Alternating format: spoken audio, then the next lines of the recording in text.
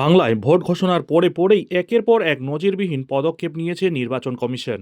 আদর্শ নির্বাচন আচরণবিধি কার্যকরী হতেই পুলিশ প্রশাসনের খোল নলচে বদলে দিয়েছে তারা। এবার ভোটারদের আত্মবিশ্বাস বাড়াতে পুলিশ পর্যবেক্ষকদের একগুচ্ছ বার্তা দিল জাতীয় নির্বাচন কমিশন।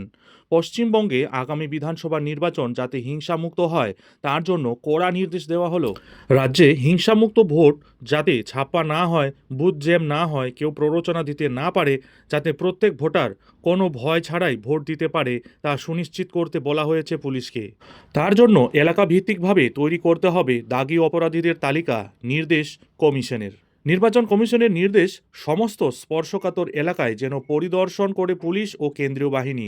কর্তব্যরত পুলিশ অফিসারের গাফিলতির ক্ষেত্রে শাস্তিমূলক ব্যবস্থাও নিতে হবে। প্রয়োজনে সাসপেন্ড, ট্রান্সফার করতে হবে। ভোটারদের ভয় দেখালে পুনর্নির্বাচন সম্পর্কে ব্যাখ্যা দেবেন পর্যবেক্ষক। বার্তা কমিশনের, নির্বাচন সংক্রান্ত অভিযোগ খতিয়ে দেখতে হবে, প্রয়োজনে এফআইআর করতে হবে, অভিযুক্তরা গ্রেপ্তার হলো কিনা খতিয়ে দেখতে হবে, পুলিশ পর্যবেক্ষকদের নির্দেশ কমিশনের। এছাড়াও সুষ্ঠুভাবে ভোট করাতে রাজ্য জুড়ে ৮০,৭১৯টি বুথের ভিতর ও বাইরে মিলিয়ে ২,০০,০০০ সিসি ক্যামেরা ও ওয়েব ক্যামে চলবে নজরদারি। কমিশন স্পষ্ট করে দিয়েছে, কোনো বুথে ওয়েবকাস্টিং আধ ঘন্টার বেশি বন্ধ থাকলেই সেখানে পুনর্নির্বাচন করতে হবে।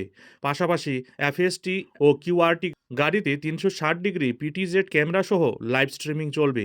কেন্দ্রীয় বাহিনীর জওয়ানদের দেওয়া হবে বডি ক্যামেরাও। সব ক্যামেরার নিয়ন্ত্রণ থাকবে কমিশনের কন্ট্রোল রুমে।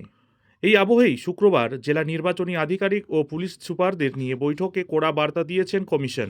কড়া ভাষায় বলা হয়েছে, ভোটারদের হুমকি দেওয়া বা ভোট দিতে আটকানোর মতো এই অভিযোগ উঠলে সংশ্লিষ্ট পুলিশ সুপারকে সরিয়ে দেওয়া বা সাসপেন্ডও করা হতে পারে।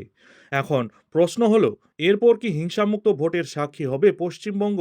এখন দেখার বিষয় হলো আগামী ২৩ ও ২৯ এপ্রিল ভোটের দিন কি হতে চলেছে রাজ্য রাজনীতিতে।